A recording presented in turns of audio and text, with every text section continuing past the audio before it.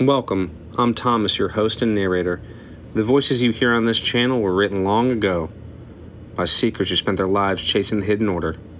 Tonight we let one of them speak again. If you find this book memorable, feel free to give the channel a like, subscribe for more. Sit back and enjoy. For 15 years, the same dream comes back to him. He arrives at a country house he has never seen in the long gold light of a summer evening. The same grave-faced people are taking tea on the lawn, and always, at the end, his hostess turns and says the words he has learned to dread. You are in the room in the tower. Then he must climb the stairs to it and wake. E.F. Benson published this in 1912, and few writers understood better how a dream can wear a groove in the mind. The people in it grow older as the real years pass. The dread never lessens.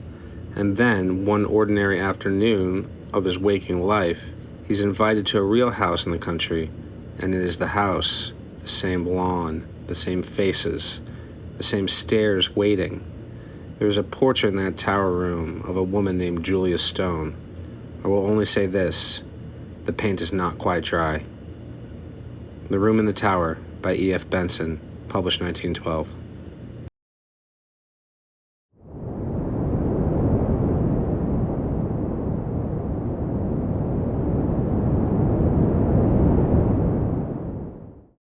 It is probable that everybody who is at all a constant dreamer has had at least one experience of an event or a sequence of circumstances which have come to his mind in sleep, being subsequently realized in the material world. But, in my opinion, so far from this being a strange thing, it would be far odder if this fulfillment did not occasionally happen, since our dreams are as a rule concerned with people whom we know and places with which we are familiar, such as might very naturally occur in the awake and daylit world. True, these dreams are often broken into by some absurd and fantastic incident, which puts them out of court in regard to their subsequent fulfillment, but on the mere calculation of chances, it does not appear in the least unlikely that a dream imagined by anyone who dreams constantly should occasionally come true.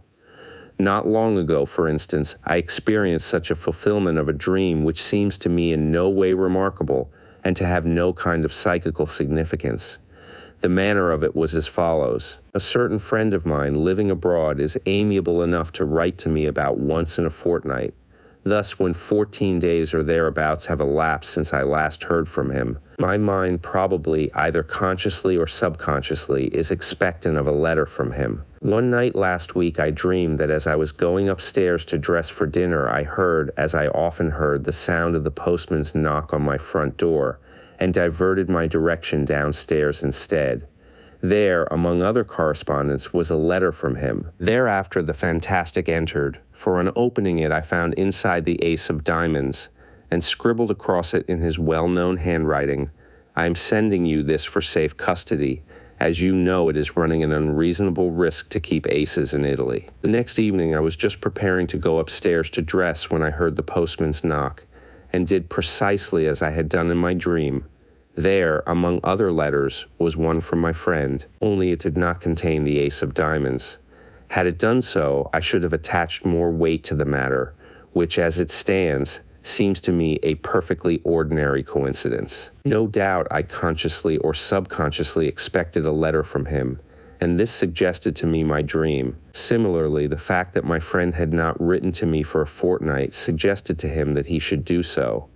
But occasionally it is not so easy to find such an explanation, and for the following story I can find no explanation at all. It came out of the dark, and into the dark it has gone again. All my life I have been a habitual dreamer. The nights are few, that is to say, when I do not find on awaking in the morning that some mental experience has been mine, and sometimes all night long, apparently, a series of the most dazzling adventures befall me. Almost without exception, these adventures are pleasant, though often merely trivial. It is of an exception that I am going to speak. It was when I was about 16 that a certain dream first came to me, and this is how it befell. It opened with my being set down at the door of a big red brick house, where, I understood, I was going to stay. The servant who opened the door told me that tea was being served in the garden, and led me through a low, dark-paneled hall with a large open fireplace, onto a cheerful green lawn set round with flower beds. They were grouped about the tea table, a small party of people, but they were all strangers to me except one, who was a schoolfellow called Jack Stone, clearly the son of the house, and he introduced me to his mother and father and a couple of sisters. I remember, somewhat astonished to find myself here, for the boy in question was scarcely known to me, and I rather disliked what I knew of him. Moreover, he had left school nearly a year before. The afternoon was very hot, and an intolerable oppression reigned. On the far side of the lawn ran a red brick wall with an iron gate in its center, outside which stood a walnut tree. We sat in the shadow of the house opposite a row of long windows, inside which I could see a table with cloth laid, glimmering with glass and silver. This garden front of the house was very long, and at one end of it stood a tower of 3 stories, which looked to me much older than the rest of the building. Before long, Mrs. Stone, who, like the rest of the party, had sat in absolute silence, said to me, "Jack will show you your room. I have given you the room in the tower." Quite inexplicably, my heart sank at her words. I felt as if I had known that I should have the room in the tower, and that it contained something dreadful and significant. Jack instantly got up, and I understood that I had to follow him. In silence we passed through the hall, and mounted a great oak staircase with many corners, and arrived at a small landing with 2 doors set in it. He pushed one of these open for me to enter, and without coming in himself, closed it after me. Then I knew that my conjecture had been right. There was something awful in the room, and with the terror of nightmare growing swiftly and enveloping me, I awoke in a spasm of terror. Now that dream or variations on it occurred to me intermittently for 15 years. Most often it came in exactly this form: the arrival, the tea laid out on the lawn, the deadly silence succeeded by that one deadly sentence, the mounting with Jack Stone up to the room in the tower where horror dwelt, and it always came to a close in the nightmare of terror at that which was in the room, though I never saw what it was. At other times I experienced variations on this same theme. Occasionally, for instance, we would be sitting at dinner in the dining room, into the windows of which I had looked on the first night when the dream of this house visited me. But wherever we were, there was the same silence, the same sense of dreadful oppression and foreboding. And the silence I knew would always be broken by Mrs. Stone saying to me, "Jack will show you your room. I have given you the room in the tower." Upon which, this was invariable, I had to follow him up the oak staircase with many corners, and enter the place that I dreaded more and more each time that I visited it in sleep. Or, again, I would find myself playing cards still in silence in a drawing room lit with immense chandeliers that gave a blinding illumination. What the game was, I have no idea. What I remember, with a sense of miserable anticipation, was that soon Mrs. Stone would get up and say to me, "Jack will show you your room. I have given you the room in the tower." This drawing room where we played cards was next to the dining room, and, as I have said, was always brilliantly illuminated, whereas the rest of the house was full of dusk and shadows. And yet, how often, in spite of those bouquets of lights, have I not pored over the cards that were dealt me, scarcely able for some reason to see them. Their designs, too, were strange. There were no red suits, but all were black, and among them there were certain cards which were black all over. I hated and dreaded those. As this dream continued to recur, I got to know the greater part of the house. There was a smoking room beyond the drawing room, at the end of a passage with a green baize door. It was always very dark there, and as often as I went there, I passed somebody whom I could not see in the doorway coming out. Curious developments, too, took place in the characters that peopled the dream as might happen to living persons. Mrs. Stone, for instance, who when I first saw her had been black-haired, became gray, and instead of rising briskly, as she had done at first when she said, "Jack will show you your room. I have given you the room in the tower," got up very feebly as if the strength was leaving her limbs. Jack also grew up and became a rather ill-looking young man with a brown mustache, while one of the sisters ceased to appear, and I understood she was married. Then it so happened that I was not visited by this dream for 6 months or more, and I began to hope, in such inexplicable dread did I hold it, that it had passed away for good. But one night after this interval, I again found myself being shown out onto the lawn for tea, and Mrs. Stone was not there, while the others were all dressed in black. At once I guessed the reason, and my heart leaped at the thought that perhaps this time I should not have to sleep in the room in the tower.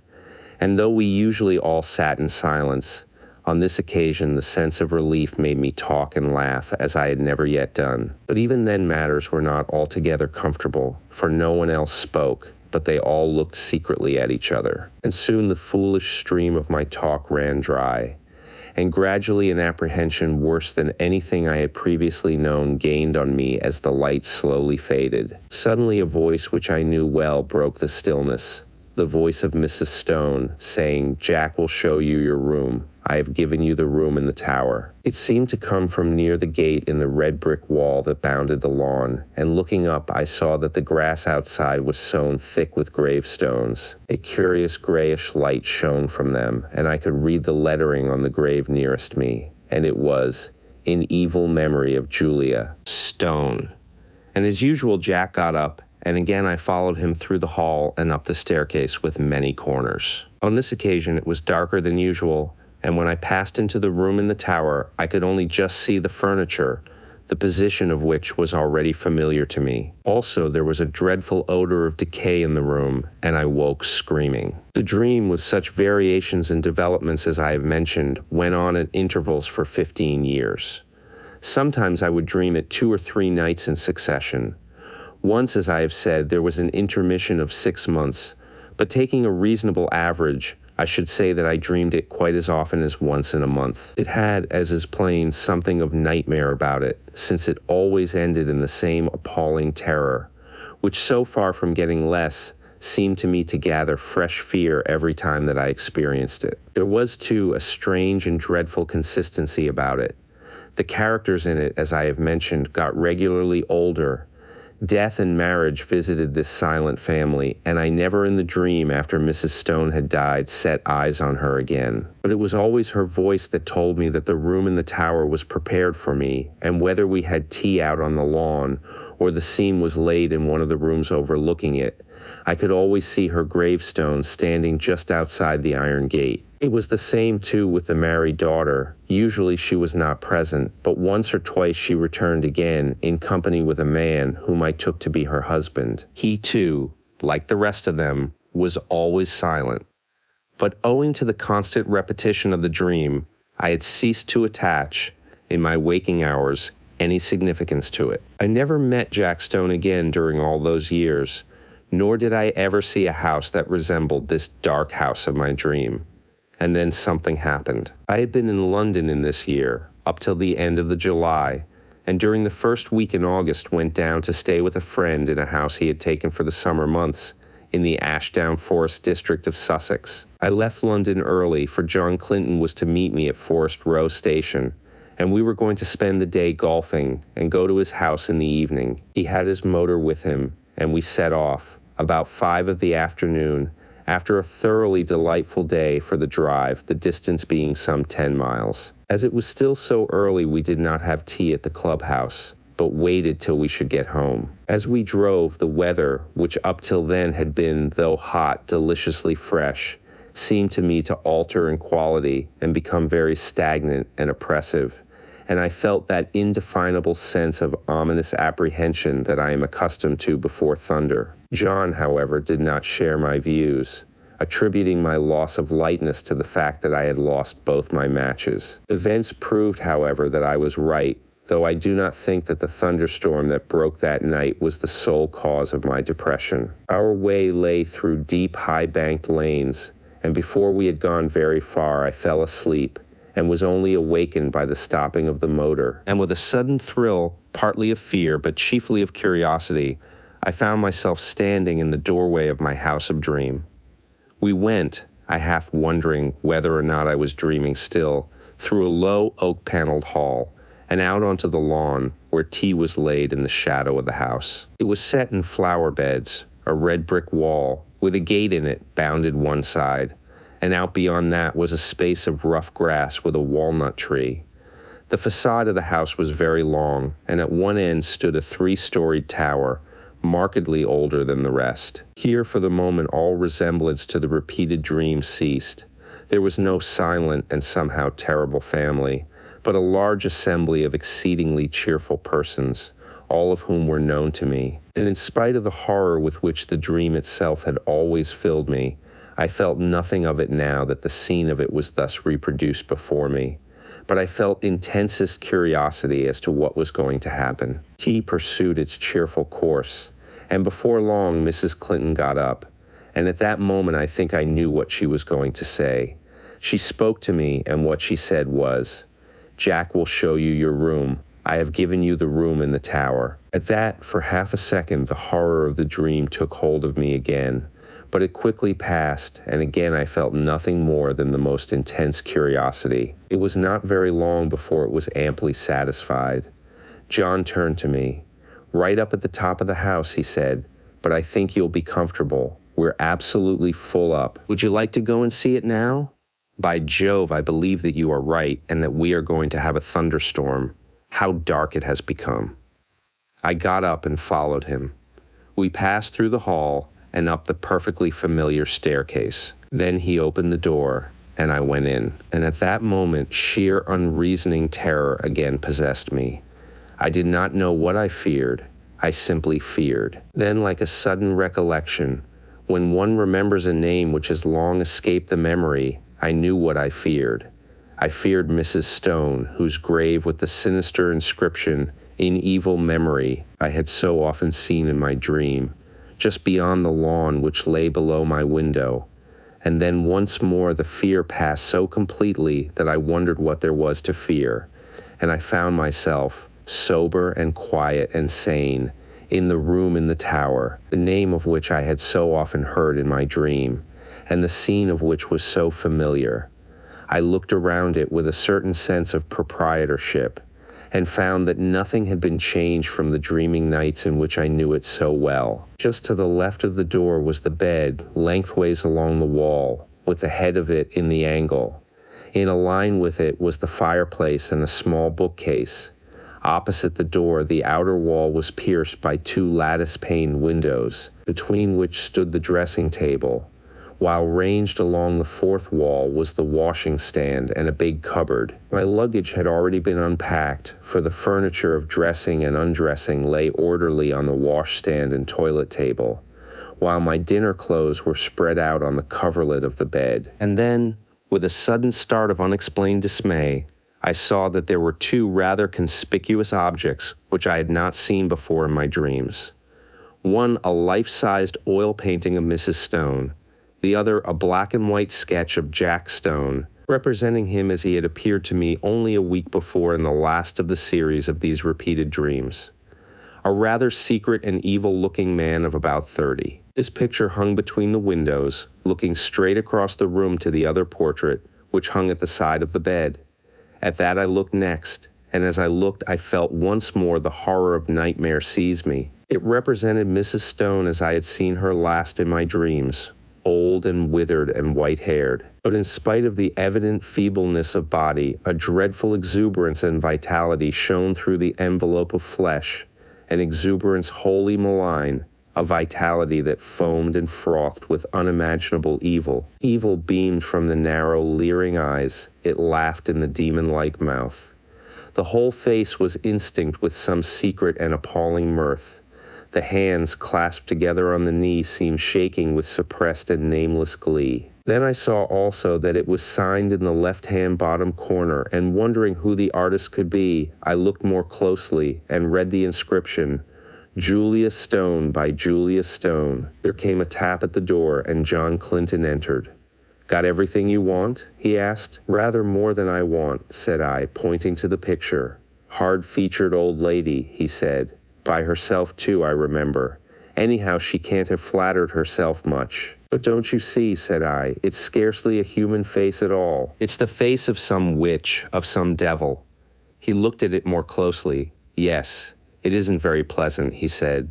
"Scarcely a bedside manner, eh? Yes, I can imagine getting the nightmare if I went to sleep with that close by my bed. I'll have it taken down if you like." "I really wish you would," I said.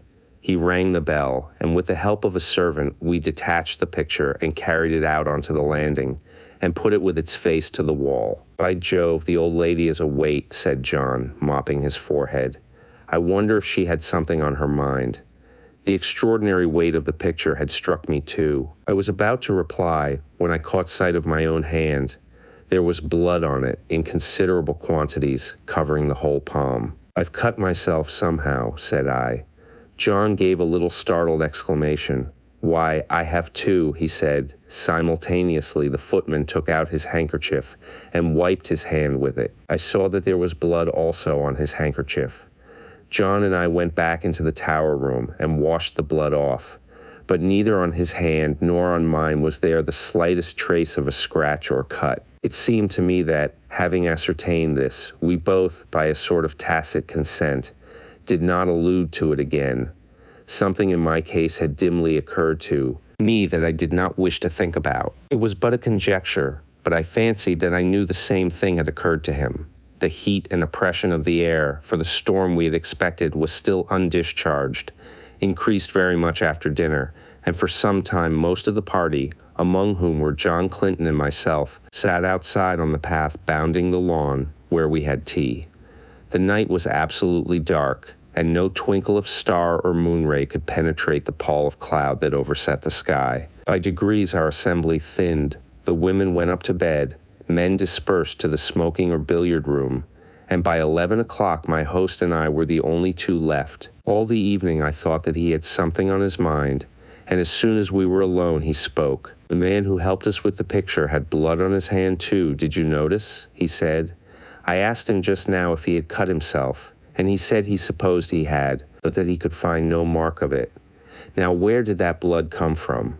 By dint of telling myself that I was not going to think about it, I had succeeded in not doing so, and I did not want, especially just at bedtime, to be reminded of it. I don't know, said I, and I don't really care so long as the picture of Mrs. Stone is not by my bed.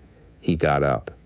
But it's odd, he said. Ha, now you'll see another odd thing. A dog of his, an Irish terrier by breed, had come out of the house as we talked. The door behind us into the hall was open, and a bright oblong of light shone across the lawn to the iron gate which led on to the rough grass outside where the walnut tree stood. I saw that the dog had all his hackles up, bristling with rage and fright.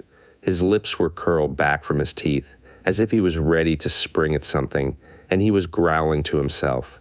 He took not the slightest notice of his master or me, but stiffly and tensely walked across the grass to the iron gate. There he stood for a moment, looking through the bars and still growling. Then of a sudden his courage seemed to desert him. He gave one long howl and scuttled back to the house with a curious crouching sort of movement. He does that half a dozen times a day, said John. He sees something which he both hates and fears. I walked to the gate and looked over it. Something was moving on the grass outside, and soon a sound which I could not instantly identify came to my ears. Then I remembered what it was. It was the purring of a cat. I lit a match and saw the purr, a big blue Persian, walking round and round in a little circle just outside the gate, stepping high and ecstatically, with tail carried aloft like a banner. Its eyes were bright and shining, and every now and then it put its head down and sniffed at the grass. The end of that mystery, I am afraid, I said. Here's a large cat having Walpurgis night all alone. Yes, that's Darius, said John. He spends half the day and all night there. But that's not the end of the dog mystery, for Toby and he are the best of friends, but the beginning of the cat mystery. What's the cat doing there, and why is Darius pleased while Toby is terror-stricken? At that moment I remembered the rather horrible detail of my dreams when I saw through the gate, just where the cat was now, the white tombstone with the sinister inscription. But before I could answer, the rain began, as suddenly and heavily as if a tap had been turned on, and simultaneously the big cat squeezed through the bars of the gate and came leaping across the lawn to the house for shelter. Then it sat in the doorway, looking out eagerly into the dark. It spat and struck at John with its paw as he pushed it in order to close the door. Somehow, with the portrait of Julia Stone in the passage outside, the room in the tower had absolutely no alarm for me, and as I went to bed feeling very sleepy and heavy, I had nothing more than interest for the curious incident about our bleeding hands and the conduct of the cat and dog. The last thing I looked at before I put out my light was the square empty space by my bed where the portrait had been. Here the paper was of its original full tint of dark red.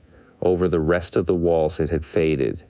Then I blew out my candle and instantly fell asleep. My awaking was equally instantaneous, and I sat bolt upright in bed under the impression that some bright light had been flashed in my face, though it was now absolutely pitch dark. I knew exactly where I was, in the room which I had dreaded in dreams.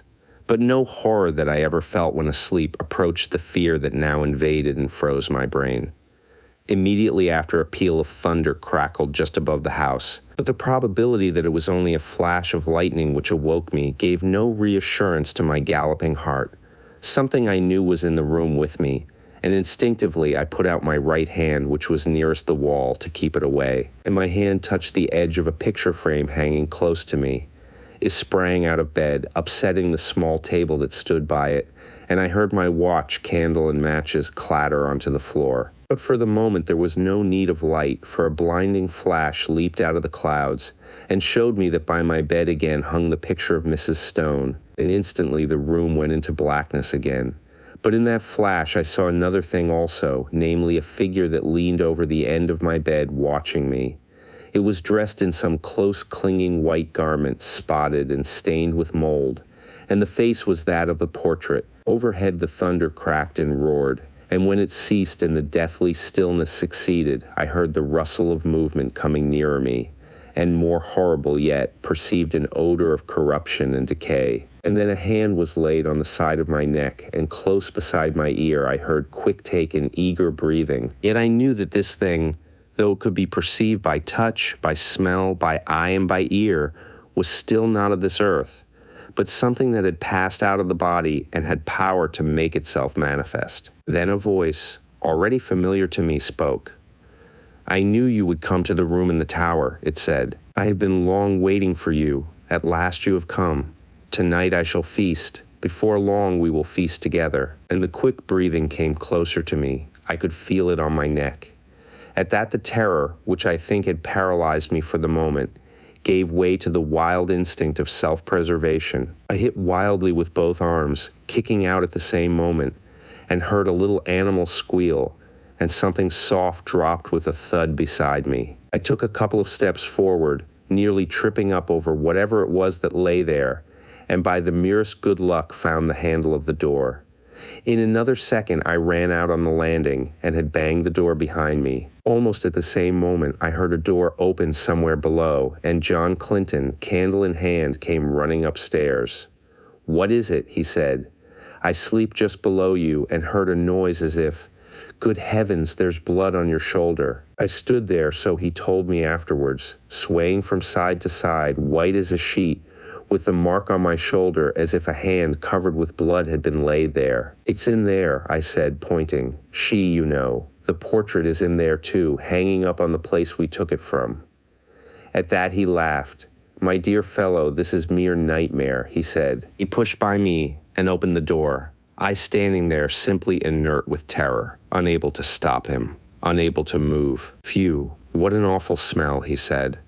Then there was silence. He had passed out of my sight behind the open door. Next moment he came out again, as white as myself, and instantly shut it. "Yes, the portrait's there," he said, "and on the floor is a thing spotted with earth, like what they bury people in. Come away, quick, come away." How I got downstairs I hardly know. An awful shuddering and nausea of the spirit rather than of the flesh had seized me, and more than once he had to place my feet upon the steps, while every now and then he cast glances of terror and apprehension up the stairs. But in time we came to his dressing room on the floor below, and there I told him what I have here described. The sequel can be made short. Indeed, some of my readers have perhaps already guessed what it was, if they remember that inexplicable affair of the churchyard at West Fawley some 8 years ago, where an attempt was made 3 times to bury the body of a certain woman who had committed suicide. On each occasion, the coffin was found in the course of a few days again protruding from the ground. After the 3rd attempt, in order that the thing should not be talked about, the body was buried elsewhere in unconsecrated ground. Where it was buried was just outside the iron gate of the garden belonging to the house where this woman had lived. She had committed suicide in a room at the top of the tower in that house. Her name was Julia Stone. Subsequently, the body was again secretly dug up, and the coffin was found to be full of blood.